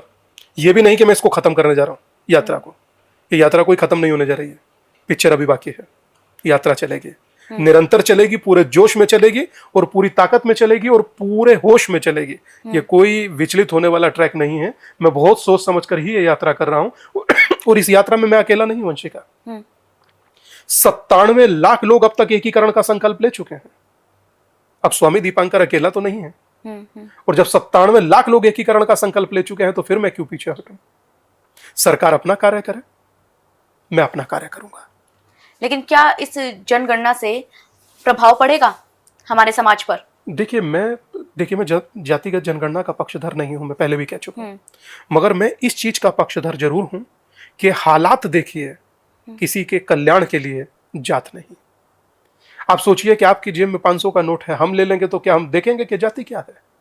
कभी नोट पकड़ते समय जाति देखते हैं? गंगा में बाजू में नहा कौन रहा है, जाति देखते हैं। कुंभ में बाजू में खा कौन रहा है, जाति देखते हैं। कंधे से कंधा टकरा रहा है, कोई जाति पूछ रहा है? आप पूछिए कौन जात बा, हम तो नहीं पूछेंगे क्या जाति है। मेरे लिए तो सब एक है, मेरा परिवार है, हिंदू है, मैं उसी को ही जीऊंगा और मुझे लगता है मुझे उसी को जीना चाहिए। यही मेरा धर्म मुझे सिखाता है और पहला सूत्र है धर्मो रक्षति रक्षिता। श्वेत भी मैं हूं, शुद्ध भी मैं हूं, विरुद्ध हो मेरे तो युद्ध भी मैं हूं, इस धरा का मैं केंद्र बिंदु हूं, प्रणाम भाई साहब मैं ही हिंदू हूं। तो मैं उसे जीऊंगा, आप जिसे जीना है जीजिए। जब आपको सुनते हैं, टीवी डिबेट्स पर भी सुना है और अभी भी जब सुनते हैं, तो आपके लिए लोग पहली दफा में ये सोचते हैं, पहली बार में जब आपको सुन के लोगों को लगता है कि आप IITian टर्न्ड इनटू मॉन्क है। बहुत से डॉक्टर और इंजीनियर जैसे सन्यासी बन जाते हैं, वैसे ही आप हैं। लेकिन कुछ लोग आपके बारे में कहते हैं, जब आपसे बातचीत हो जाती है, सुन लेते हैं, तो कहते हैं क्या monk to be politician है? राजनीति में आने का अरे इरादा है? मेरे राम अच्छा एक बात बताइए, क्या कहते हैं डेस्टिनी, किसी को पता है क्या? मैं आज कहूं तभी मैं आपसे पूछ रही हूँ। मैं आज कहूं कि इरादा नहीं है और कल मजबूरी हो जाए, और मैं आज कहूं कि मैं जाता हूं और कल कुछ ना हो, तो ये सब काल के ग्रत में छिपा है, भविष्य किसी को नहीं पता। हाँ, मेरा कार्य सेवा करना है, वो मैं सेवा कर रहा हूं। राष्ट्र को जोड़ने से बड़ी कोई सेवा नहीं हो सकती। कि बुद्ध कहते थे कि इसे तोड़ दिया, अब इसे जोड़ने की हैसियत है हमारे, तो जब जोड़ नहीं सकते तो तोड़ें क्यों? और हम एक लकड़ी को तोड़ सकते हैं, गट्ठड़ अगर जो बना दिया जाए तो वो पहलवान के बाप पे भी नहीं टूटेगा। तो जो चीज आप जोड़ नहीं सकते उसको तोड़ना क्यों? और आप जोड़ने वाले बनिए ना, तोड़ना किस बात का? तो एक सन्यासी तो जोड़ ही सकता है, वो तोड़ नहीं सकता। और मैं तोड़ने वाला बनना भी नहीं चाहता। कभी जब इतिहास लिखा जाए तो भारत के इतिहास में यह भी लिखा जाए कि कोई सन्यासी जोड़ने वाले थे, चाहे वो किसी क्षेत्र में यात्रा कर रहे हो, पर वो जोड़ने के लिए कर रहे थे। मैं चाहता हूं कोई ऊंच नीच ना हो, मैं चाहता हूं सब समान रहें, कोई अछूत नहीं है। डॉक्टर बी आर अम्बेडकर को आप भी पढ़ती होंगी, मैंने भी पढ़ा है। उनका पुस्तक था हु आर शूद्रास। इसको एकदम बिल्कुल क्लियर बोल रहा हूं, डॉक्टर अम्बेडकर की पुस्तक है हु आर शूद्रास। यकीन ना हो तो जाकर पढ़े इंटरनेट पर। उस पुस्तक के पैराग्राफ नंबर 1 चैप्टर नंबर 3 में लिखा है कि जो वेदों में लिखा हुआ शूद्र शब्द है उसका किसी जाति से लेना देना नहीं है। हम लोग अम्बेडकर को फॉलो करते हैं तो बोलिए ना कि उन्होंने क्या कहा है। शूद्र शूद्र कहकर के चीजें बिगाड़ दिया। कोई शूद्र नहीं है, सब एक समान है, सब बराबर है, सब भाई हैं, और वैसे ही होकर रहे हैं। किसी एक धर्म ग्रंथ में जाति का जिक्र नहीं, मैं चुनौती से कहता हूं कोई पढ़कर बताए। वर्ण का जिक्र जरूर है, जाति का नहीं है। श्रीमद् भगवत गीता अध्याय नंबर 4 श्लोक नंबर 13 पन्ना नंबर 176 स्पष्ट कहता है चातुर्वर्णमया सिस्टम गुण कर्म विभाग्यशः। गुण और कर्म के आधार पर बांटा गया, जाति के आधार पर नहीं। क्यों बांटना जाति के आधार पर, और क्यों बंटना जाति के आधार पर? और आज जिन्हें जाति के आधार पर बंटना वोट बैंक का तुष्टीकरण लग रहा है, भविष्य में जब खतरनाक उनके परिणाम होंगे तब आप क्या कहिएगा? आज आपको मेरी बात बुरी लग रही है, आप नए नए समीकरण बना रहे हैं, हाथ मिला रहे हैं, मिलाइए, मुझे फर्क नहीं पड़ता। मगर मैं जितनों को जोड़ सकता हूं मैं जोड़ूंगा, मुझे आपसे कोई विरोध नहीं। आपने मार्ग चुना है तोड़कर आगे बढ़ने का अपने वोट के लिए, तो आप बढ़िए। मेरा मार्ग जोड़कर आगे बढ़ना है। और मैं समझता हूं कि उत्तर प्रदेश में भी देख रहा हूं कि सन्यासी से श्रेष्ठ कोई राजा नहीं हो सकता। क्या सन्यासी को आने वाले वक्त में आप भारत का प्रधानमंत्री भी देखना चाहेंगे? हमेशा, क्यों नहीं, क्यों नहीं। मेरे तो परिवार के बड़े हैं, मैं क्यों नहीं चाहूंगा। मेरे तो अग्रज हैं, मैं क्यों नहीं चाहूंगा। हमेशा चाहूंगा कि वो ऐसे ही चमकते हुए दिखें। और आपकी जो फैन फॉलोइंग है, आपके वीडियोस, आपके फोटोज, आपके जो अलग अलग स्पीच होते हैं उनके वीडियोस अपलोड करके हिंदू शेर, कट्टर हिंदू, इस तरह के जो कमेंट्स करते हैं वो। मैं एक बात आपसे कहना चाहता हूँ, और ये आपने बहुत पॉइंटेड सवाल पूछा। मेरी हाथ जोड़कर प्रार्थना है, मैं कोई हिंदू हृदय सम्राट नहीं बनना चाहता। ध्यान से सुनिएगा, मैं कोई हिंदू हृदय सम्राट अंशिका नहीं बनना चाहता। हिंदुओं का शेर, बब्बर शेर मैं नहीं बनना चाहता। मुझे सिर्फ हिंदुओं ने अपनी सेवा दिया, सनातन ने अपनी सेवा दिया। मैं एक सनातन के सिपाही के रूप में उस सेवा को करना चाहता हूं। मुझे कोई बब्बर शेर और हृदय सम्राट नहीं बनना। मैं चाहता हूं कि सनातन का जो छाता है उस छाते के नीचे खड़ा हो जाऊं तो शायद वो मजबूत हो। अलग अलग सम्राट बनने से क्या लाभ होगा? हिंदू हृदय सम्राट 50 हो गए उत्तर प्रदेश में, क्या होगा उससे? वो 50 एक जगह आकर खड़े हो जाए तटस्थ, तब महत्वपूर्ण है। और उन 50 में एक खड़ा हुआ मैं भी दिखूं हाथ जोड़कर कि मैं भी सनातनी हूं और सनातन के लिए काम करना चाहता हूं। मेरी इस चीज की इच्छा है। मैं वो टैग नहीं चाहता बड़े बड़े, वो बहुत बड़े टैग हैं, मैं नहीं चाहता। मैं सिर्फ सनातन का सिपाही होकर सेवा करना चाहता हूं, सनातन को संगठित करना चाहता हूं, सनातन को जोड़ना चाहता हूं, सनातन को एक करना चाहता हूं। सनातन इतना मजबूत हो कि चट्टान की तरह खड़ा रहे हर चुनौती के सामने। मेरी इस चीज की इच्छा है। हिंदू हृदय सम्राट वगैरह नहीं मुझे बनना। सनातन को जब आप इतना अच्छे से एक्सप्लेन कर रहे हैं तो हम एक ये भी पूछना चाहेंगे कि हमारे जो यंग जनरेशन है, जो जेन जी है, वो अभी भी कहीं ना कहीं धर्म से दूर है, सनातन से दूर है। आप उन्हें सिंप्लीफाई वर्ड्स में, क्योंकि हमें लाखों लोग अब देखने वाले हैं, सिंप्लीफाई वर्ड्स में आप सनातन को कैसे समझाएंगे उन्हें? जो सत्य है वो सनातन है, जो शाश्वत है वो सनातन है, जो जिया जाता है वो सनातन है। कैसे? जब आप भाव से अपने माता पिता के पांव छूते हैं और वो दिल से आपको आशीर्वाद देते हैं, वो सनातन है। जब आप किसी को मार्ग दिखाते हैं और किसी के मंगल की कामना करते हैं, वो सनातन है। सनातन ही कहता है कि सब पूरी दुनिया मेरा परिवार है। सनातन ही कहता है सबको एक समझो, सनातन ही कहता है माता पिता। आप देखते हैं श्रवण कुमार कोई खड़ा होता है और पिता को चारों धाम करा देता है, वो सनातन है। अभी आप देखिएगा जब श्रावण मास होगा और लाखों कावड़िया कावड़ लेकर आएंगे और बोल बम कहते कहते सैकड़ों किलोमीटर पैदल चलेंगे। भारत की सबसे लंबी पैदल चलने वाली वो यात्रा होती है, कई सौ किलोमीटर की। उसमें कभी आपने देखा जाट बोला, गुजर बोला, यादव बोला, बनिया बोला, ब्राह्मण बोला, वैश्य बोला, शूद्र बोला? कोई नहीं देखा होगा। भोला मतलब भोला। और जैसे ही कावड़ खत्म होती है तो उसे फिर जातियों में बांट देते हैं। मगर मेरा उन करोड़ों भोलों से ये प्रार्थना है कि जब आप कावड़ के समय में भोला हो सकते हो तो जीवन में हिंदू क्यों नहीं हो सकते? गर्व से जीजिए उस गर्व को, जिस गर्व को लोग छोड़कर गए हैं विरासत में आपके लिए। और मैं समझता हूं ये सनातन है। सैकड़ों किलोमीटर की यात्रा पैदल करना, यह सनातन है। कैसे सनातन को देखते हैं आप? क्वांटम की थ्योरी देने वाले नील्स बोर, जो कहते हैं मुझे जब भी कोई तनाव महसूस होता तो आई लुक टू उपनिषद, वो सनातन है। जो दुनिया के बाहर रहने वाले लोगों को भी प्रेरित करता है। ओपनहाइमर जिसने एटम बम की थ्योरी दिया, वो हिरोशिमा में बम गिराकर कहता है मैं मृत्यु हो चुका हूं। संस्कृत में श्रीमद् भगवत गीता को पढ़ना सीखा, वो सनातन है। कहां सनातन से बचिएगा? ये तो आपके रग रग में बह रहा है। किसी को प्यार से जब आप कहते हैं कि मैं आपका कुछ मदद कर सकता हूं, यह सनातन है। महादेव पर जाते हुए जब जल चढ़ाते हैं हम महादेव पर, और वो चमकता हुआ जल जब शिवलिंग से क्रिस्टल हीरो के तरह गिरता है, वो सनातन है। और जब आपको याद आती है और कहते हैं कि हे परमात्मा मेरी मदद कर, वो सनातन है। मैं सनातन को लेके एक सवाल ये भी करना चाहूंगी जो हर जगह मोस्टली पूछा जाता है, बहुत इसे लेके मिथ भी है। मनुस्मृति को लेके महिलाओं के लिए विवादित लिखा गया है, कहते हैं कि महिलाओं के लिए विवादित लिखा गया और जाति व्यवस्था के लिए भी विवादित लिखा गया है, ऐसा कहा जाता है। और उसके पन्ने भी जलाए जाते हैं, बकायदा मनुस्मृति के पन्ने जलाए जाते हैं। आप कहते हैं कि लोगों को पूर्ण ज्ञान नहीं है, जो कुछ भी लिखा गया है वो गलत मतलब निकाला जाता है, आधा अधूरा ज्ञान है। तो असल में है क्या वो? दो चीज है। पहला कि मनुस्मृति को जो पढ़े नहीं है वही मनुस्मृति के बारे में कुछ भी बोलते हैं। और मुझे लगता है कि बोलने में किसी को रोका भी नहीं जा सकता। मगर ये ऐसा नहीं है कि मैं इसमें देखकर बोल रहा हूँ, ये देख नहीं रहा हूँ, कुछ इस ऑथेंटिक आपको बताना चाहता हूँ, उसलिए उसे तलाश रहा हूँ कि वो मिल जाए ताकि मैं आपको एग्जैक्ट बता पाऊं कि जो अब तक शोध हुआ है मनुस्मृति के बारे में वो आपको पता लगे। और शायद मैं समझता हूं कि वो शोध साधारण नहीं है, वो शोध बहुत महत्वपूर्ण है।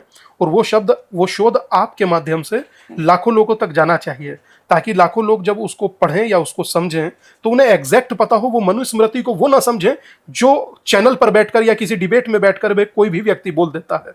हालांकि बोलते वही हैं जिन्हें पता नहीं होता। अगर पूछ ले कि मनुस्मृति में पन्ने कितने हैं तो बता ना पाएंगे, पूछ ले कि श्लोक कितने हैं कि बता ना पाएंगे। लेकिन सिर्फ खींच के फाड़ फाड़ के जलाते तो हैं। संसार में जितनी मनुस्मृतियां हैं उसमें टोटल मंत्र हैं, टोटल जो श्लोक हैं 2685। जितनी मनुस्मृतियां संसार में हैं टोटल उसमें श्लोक हैं 2685। अब 2685 श्लोकों में 1471 मिलावटी थे। और डॉक्टर B.R. अम्बेडकर ने जिस मनुस्मृति का विरोध किया था वो वही श्लोक थे।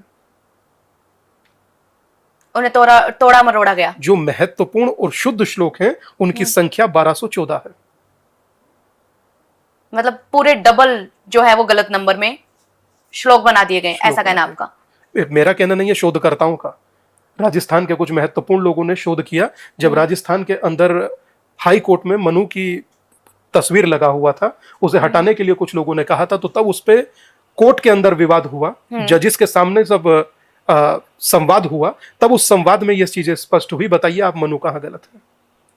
तो मैंने आपको बताया 2685 श्लोक, उसमें से कुछ श्लोक अशुद्ध थे जो गलत तरीके से जोड़े गए थे, और महत्वपूर्ण जो श्लोक हैं जो शुद्ध हैं वो 1214 हैं। आप बाकी देख लीजिए। इसीलिए बताया आपने मनुस्मृति का स्पेसिफिक जिक्र किया आपकी जानकारी के लिए, क्योंकि आप जैसे विदुषी अगर बोलेगी तो उस बात का अलग प्रभाव होगा। हम लोग तो गला फाड़ ही रहे हैं, पर लोग समझे तो ना। बिल्कुल, लोग ये जानना चाहते हैं कि अगर ऐसा लिखा गया है तो क्यों लिखा गया है, और आज इसीलिए कि आप बदनाम किया जा सके। आप देखिए ना प्रोपेगेंडा कितना होता है, कितना प्रोपेगेंडा होता है कि महादेव पर दूध चढ़ा रहे हैं तो क्यों चढ़ा रहे हैं, किसी बच्चे को दे देते। कोई पूछे कि खून बहा रहे हैं तो क्यों बहा रहे हैं जानवरों का, है हिम्मत। तो ये सब बातें हैं। इसीलिए मुझे लगता है कि आप एक पिक्चर देख लीजिए, जब से 50 में जाइए, 50 से 70 के दशक में एक पिक्चर आई थी जिस पिक्चर में सभी मैं कहूंगा नहीं, कहना फिर थोड़ा सा अपवाद हो जाएगा, उसे इस तरीके से बताता हूं, आप समझिए कि पिक्चर का नाम रखा जाता था कि पाखंडी बनिया, हवस का पुजारी, और एक रहीम चाचा आते थे लड़खड़ाते हुए, वो फरिश्ता थे, बाकी सब अजीब है। आज चीजें थोड़ी बेटर हुई है, वरना तो हमेशा इस तरीके से ही देखा जाता है। गंगा की सौगंध एक पिक्चर थी, किस तरह से उसमें किस तरह से धर्म को नीचा दिखाया गया। इस मामले में मैं साउथ को बहुत अच्छा मानता हूं। साउथ में कभी धर्म को गिराते नहीं है, वो धर्म को हमेशा अपर हैंड लेकर, मतलब पूजते हैं धर्म को, उसका सम्मान बढ़ाते हैं। ये अपने वाले एजेंडा फैलाते हैं। लेकिन गुरुजी अपने तो हम ये भी देखते ना कि रैलियों में भी शिवजी नाच अपने रहे हैं। कहना ठीक नहीं, बॉलीवुड वाले ये उसको प्रोपेगेंडा करते हैं, बदनाम करते हैं। हर आदमी नहीं करता, मगर कुछ लोग करते हैं। लेकिन लोगों की भी गलती है, क्योंकि कहीं भी शिवजी नाच रहे हैं किसी सहमत है। रैली में। सहमत है, महादेव को नचाने की ताकत है। हाँ, लोग बन के आ रहे हैं, स्वांग रच रहे एक हैं। भाई ने लिखा था कि भोला पी गया 3 बाल्टी भांग, भोला नू मटके, भोला नू मटके। ये क्या मतलब है? क्या मतलब है? आप भोले को क्या कहना चाहते हैं? जो देवाधिदेव महादेव, जो जीवित का नहीं मृतकों का भी देव है, जो उसे भी अपने अंग पर भभूत को ग्रहण करता है, आप उसके बारे में क्या कर रहे हैं? जागरण में नचा रहे हैं, रामलीलाओं में नचा रहे हैं। क्यों? ये बंद होना चाहिए, बिल्कुल बंद होना चाहिए। मैं इसके कभी पक्ष में नहीं हूं कि किसी भी धार्मिक कार्यक्रम में आप देवी देवताओं का स्वरूप बना करके किसी को नचाएं, बिल्कुल नहीं होना चाहिए। आप उनके बारे में पढ़िए। दुर्गा के समय, नवरात्र के समय में जागरण होता है, जागरण में नृत्य होता है। यही सब नृत्य कोई जागरण है? उस जागरण में बताइए ना कि भगवती का कौन सा स्वरूप क्या कहता है। नवरात्र में आप लोग नवरात्र रखते हैं, बताइए प्रथमम शैलपुत्री चा क्या कहती है? शैलपुत्री सबसे छोटी और मासूम एनर्जी है, क्या कहती है? द्वितीयम ब्रह्मचारिणी, एनर्जी विस्तृत होती जा रही है, बताइए ना क्या कहते हैं। तो आप अगर जो उसका ज्ञान देंगे तो ज्यादा महत्वपूर्ण होगा, बशर्ते कि आप सिर्फ नाच कूद में रह जाए। अपने अपने मंदिरों में जाइए, जो आपके बाजू में मंदिर हैं, उनमें जाकर के हनुमान चालीसा का पाठ कीजिए। मंदिर में कौन ब्राह्मण है उससे जाकर मिलिए, माथे पर गर्व से तिलक लगाइए। शिखा हो सकती है तो रखिए, नहीं तो फैशन में है छोड़ दीजिए, मगर अपने धर्म को अनुसरण कीजिए। आपके धर्म से ज्यादा श्रेष्ठ धर्म मैंने जीवन में नहीं देखा, मगर मैं किसी धर्म को छोटा नहीं कह रहा हूं। मात्र सनातन है जिसमें जूरी बनाया गया महिला को, देवी की पूजा होती है। कौन सा धर्म है जहां देवी को माना जाता है? कहीं नहीं होता। और ये कहते हैं ना कि नार्यो पूज्यन्ते रमन्ते तत्र देवता, यत्र नार्यस्तु पूज्यन्ते रमन्ते तत्र देवता। किस ग्रंथ का लिखा हुआ है जानती हैं? ये किस ग्रंथ का लिखा हुआ है? ये मनुस्मृति का। और उसी मनुस्मृति को A ट्रोल little किया knowledge जाता is a है। very dangerous thing. A little knowledge is a very dangerous thing. अधूरा ज्ञान खतरनाक है, चाहे नेता को, अभिनेता को हो, साधु को हो, किसी को भी हो। एक मैकियावेली थे इटली के विचारक, को कहते थे death will kill you later but your ignorance will kill you much before it. मौत मारे ना मारे, नासमझी पहले मार डालती है। तो बचिए उस नासमझी से, और इस देश को सनातनी रहने दीजिए, भारतीय रहने दीजिए, हिंदू स्थान रहने दीजिए, तभी ये हिंदुस्तान रहेगा। ना समझिए शायद इस वजह से भी आती है कि लोग स्पिरिचुअलिटी से दूर होते हैं। नहीं, ये नहीं कहेंगे कि देखिए किसी पे थोपी नहीं जाती। एकमात्र हिंदू धर्म है जो किसी पे थोपा नहीं गया। तलवार हाथ में लेकर घोड़े पर बैठकर किसी ने नहीं थोपा किसी को। अगर आज दुनिया सैकड़ों साइंटिस्ट अगर जो आज भी इसको पढ़ते हैं या जीते हैं या समझते हैं, तो मैं समझता हूं कि ये सनातन की खूबी है। सनातन का सबको स्वीकार करने वाला भाव है। यहाँ किसी को तलवार के जोर पर कभी नहीं पलटा गया कि आइए और बनिए। तभी कभी आउट ऑफ कंट्री में बैठी या 14,000 15,000 किलोमीटर दूर जूलिया रॉबर्ट कहती है मैं सनातनी होना चाहती हूँ। ये तो खींचता है, मैग्नेट है। और कहीं ना कहीं इसमें सबसे बड़ा रोल मेडिटेशन का भी मैं कहूंगी। मेडिटेशन का रोल है 100%। आपने भी आई मेडिटेट जनरेट किया है, दीपांकर ध्यान सूत्र। हाँ, प्रयास रहता है कि बताया ना, कोविड टाइम में 1.3 मिलियन लोगों को फ्री ऑफ कॉस्ट सिखाया भी। और क्या है क्या ये दीपांकर ध्यान सूत्र, हम थोड़ा सा जानना चाहेंगे। बेसिक देखिए, सब चीजों में क्रिया का फल होता है। एक ध्यान ऐसी चीज है जिसमें अक्रिया का फल है, मतलब कुछ ना करने का फल है। और रोचक यह है कि कुछ ना करना भी इंसान पे नहीं होता। बहुत विचार चलने लगते हैं दिमाग विचार में। चलने लगते हैं, पर विचार चल रहे हैं तो उन्हें चलने देना चाहिए, विचारों को रोकना नहीं चाहिए। ठीक वैसे जैसे पंछी को उड़ते हुए को बांध देना, ठीक आप अपने विचारों को रोक रहे हैं, पंछी बंधेगा नहीं। जिस दिन पिंजरा खुलेगा वो फिर उड़ेगा। तो जो चल रहा है उसको साक्षी भाव से देखिए। और 5 से 10 मिनट, स्वामी विवेकानंद कहते थे कि 5 से 10 मिनट आंखों को बंद कीजिए और स्वयं को महसूस कीजिए, वरना आप दुनिया में सबसे शानदार इंसान से मिलने से चूक जाएंगे, और वो आप खुद हैं। चूकिए मत। मुझे लगता है कि medication is for this body, meditation is for this soul. औषधि तुम्हारे शरीर का उपचार करता है और ध्यान आत्मा का। शरीर को लगा रोग ठीक हो जाता, आत्मा को लगा जालिम ठीक भी नहीं होता। साधु संतों की बातों में काफी रस होता है। लेकिन आजकल ऐसा भी देखा गया है कि बहुत सारे क्रिमिनल जो है वो भी साधु के भेष में खुद को छुपाते हैं, और कहीं ना कहीं इस वजह से लोग जो है वो परेशान हो जाते हैं ये सोच के कि एक असली साधु और एक फेक साधु में फर्क कैसे किया जाए। देखिए, ये कहना थोड़ा सा टफ है। आप उसके स्वभाव से समझ सकते हैं, उसके स्वभाव से, उसके हाव भाव से, उसके विचार से, उसकी भाषा शैली से, बहुत सारी चीज ऐसी हैं। मगर मैं अब देखिए, पहले भी बहुत सारे लोग जब चर्चा करेंगे तो कहेंगे कि रावण भी साधु का रूप धर के सीता का हरण करने आया था। तो उसको कैसे मैं कह दूंगा कि इतिहास में नहीं है? था तो सही। पर मैं समझता हूं कि जिस प्रकार एक कलश को खरीदते हैं तो 2 बार बजाकर देखते हैं कच्चा है या पक्का, तो आप भी देख सकते हैं जिसके साथ आप चाहते हैं कि जीवन में मार्गदर्शन प्राप्त होता रहे, तो आप स्वयं से तय कीजिए। और बाकी आपको बहुत सारे विचार, मैं समझता हूं कि आप शब्द से ही, उसके हाव भाव से ही, उसकी रहन सहन से ही कोई 2 दिन में किसी को गुरु नहीं बनाता। और अभी 10 जुलाई आ रही है और 10 जुलाई में गुरु पूर्णिमा आ रही है, और गुरु पूर्णिमा बहुत पवित्र दिन है। मैं खुद उस दिन अपने गुरु को अभिषेक करूंगा, खुद उन्हें याद करूंगा और कहूंगा कि आप हमेशा साथ रहना। आपको लगता है कि हर इंसान के पास एक गुरु होना चाहिए? मुझे लगता है कि जरूरी है। पर अच्छा गुरु मिले कैसे? ये तय, या तो हमें लगता है इसका चयन गुरु स्वयं कर लेता है। गुरु स्वयं चुनते हैं अपने शिष्य को, स्वयं चुन लेते हैं। और भाग्यशाली होते हैं वो लोग जिन्हें अच्छे गुरु मिल जाते हैं। मैं उनमें से सौभाग्यशाली हूँ। मुझे मुझे लगता है कि मैंने बहुत दयालु संत सनातन में बहुत सारे हुए हैं, मगर मुझे जिस गुरु का सानिध्य प्राप्त हुआ वो, मेरे पास कोई शब्द नहीं है। अद्वितीय, अद्भुत, अकल्पनीय, अविश्वसनीय, एक ऐसा सन्यासी जो किसी के जीवन को भी रूपांतरित करने की ताकत रखता हो, आज वो नहीं है। और सबसे ज्यादा आपके पॉडकास्ट में अगर जिक्र उनका हो रहा है तो इसका अर्थ कुछ तो होगा। आजकल गृहस्थ साधु भी होते हैं, कितना सही है? मैं समझता हूँ बुरा नहीं है। अच्छी चीज की शुरुआत आप कहीं से भी करिए। अब से पहले वेटिकन में इसकी शुरुआत भी हो चुकी थी। हालांकि पहले तो बहुत पहले से भारत में चली रहा, मगर वेटिकन में भी इसकी शुरुआत पोप ने किया था कि जो घर में भी रह करके आध्यात्मिकता का और संन्यास्त का पालन करे या साधु होकर रहे, वो बुरा नहीं है। उसका सर्टिफिकेट भी दिया जाता है। तो मैं समझता हूँ कि अगर कोई गृहस्थ में रह करके भी सन्यासी हो सकता, क्यों नहीं हो सकता है? होना चाहिए। अगर जो हो सकते हैं, संभवता समझते हैं, तो होना चाहिए। गुरुजी, यात्रा के बाद का प्लान क्या है? ये यात्रा जारी रहेगी। हम आपको साउथ स्टेट्स में भी देखेंगे? I hope so. पिक्चर अभी बाकी है। और नॉर्थ ईस्ट में? जहां मौका लगेगा जाएंगे। बस थोड़ा सा परिस्थितियां कुछ महत्वपूर्ण योजनाओं पर टिकी हैं। शायद मैं समझता हूं कि भगवती उनको जल्द ही अमली जामा पहना देगी। जल्द ही कुछ चीजें क्लियर हो जाएंगी क्योंकि कुछ स्टेट ऐसी है जहां बिना सुरक्षा के जाना मेरे लिए ठीक नहीं है। तो मैं उसके लिए रुका हुआ हूँ। जैसे ही परिस्थितियां क्लियर होंगी, हालांकि इतनी यात्रा के बाद भी चुनौतियां इतनी होती हैं जो मैं आपको शब्दों में वर्णन नहीं कर सकता, मगर उसके बाद भी कर रहा हूँ, ये सोचकर के अपने गुरु को दिया हुआ वचन है पूरा होना चाहिए।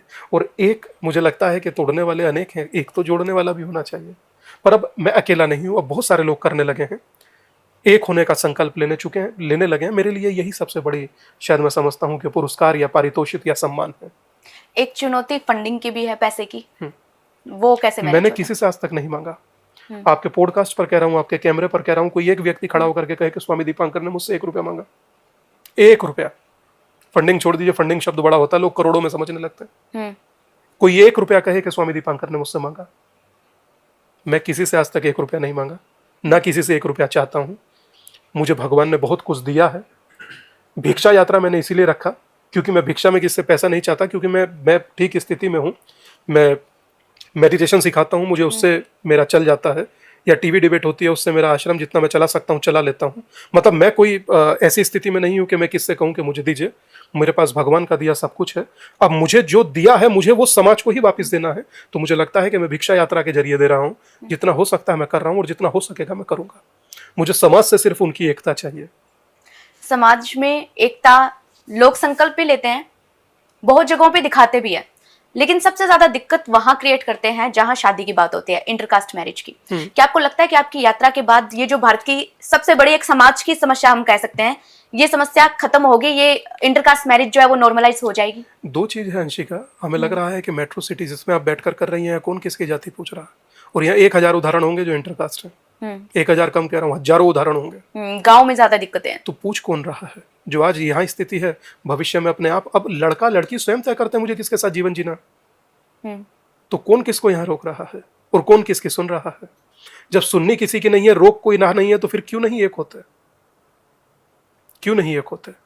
तय आपको करना है, मगर इतना जरूर कहूंगा कि अगर जो आप ये विभाजित रहे तो देश में विभाजनकारी शक्तियां आपको मात्र अपना हथियार बनाएंगी और आप ही के समाज से खेलेंगी, बाकी तय आप कीजिए।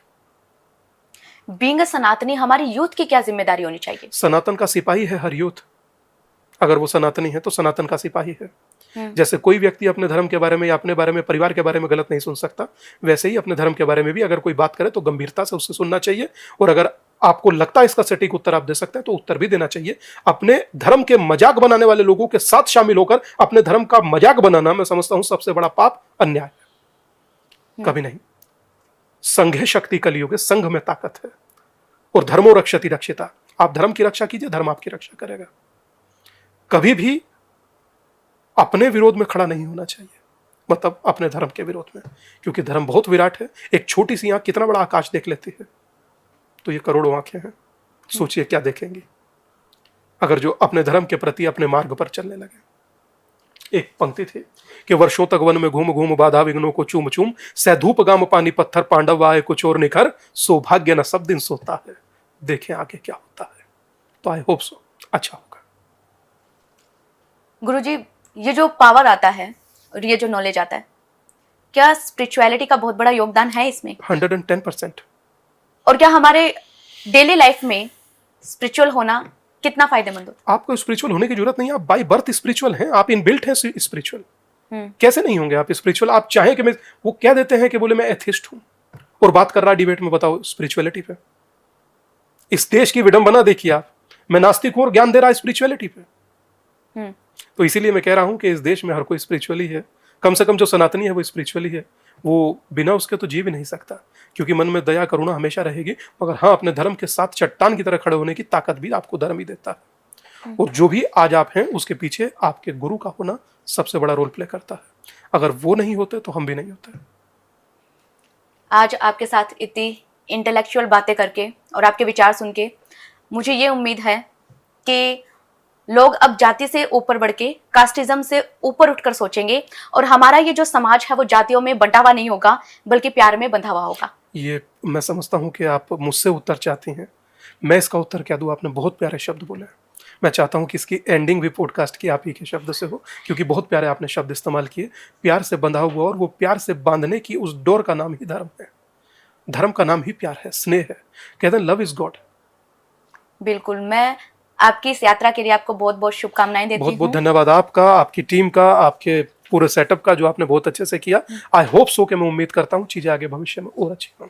बिल्कुल। 1 मिलियन की हमारी फैमिली होने वाली है, और इन 1 मिलियन लोग जो अभी तो अबाउट टू बी है, बट उनकी तरफ से मैं आपको बहुत बहुत थैंक यू कहती हूँ हमें वक्त देने के लिए। कुछ नहीं, आप परिवार की बेटियां हैं, भगवान आपका बहुत मंगल करे। अभी मिलियंस में है, अभी और मिलियंस में बढ़िए। हमारी आपके से यही शुभकामनाएं। बहुत बहुत शुक्रिया, बहुत बहुत शुक्रिया। धन्यवाद अंशिका। तो दोस्तों, उम्मीद करते हैं कि स्वामी दीपांकर की बातें आपको बहुत ज्यादा पसंद आई होगी। इस सेगमेंट का कौन सा पार्ट आपको अच्छा लगा, सबसे ज्यादा अच्छा लगा, क्योंकि अच्छा तो छोटा शब्द हो जाएगा, आप हमें कमेंट करके बता सकते हैं। साथ ही ये बताना ना भूलें कि आप हमें कहां से देख रहे हैं और अगली रिपोर्ट कौन सी देखना चाहते हैं। हम मिलेंगे आपको किसी नए चेहरे के साथ, किसी नई कहानी के साथ। तब तक के लिए धन्यवाद।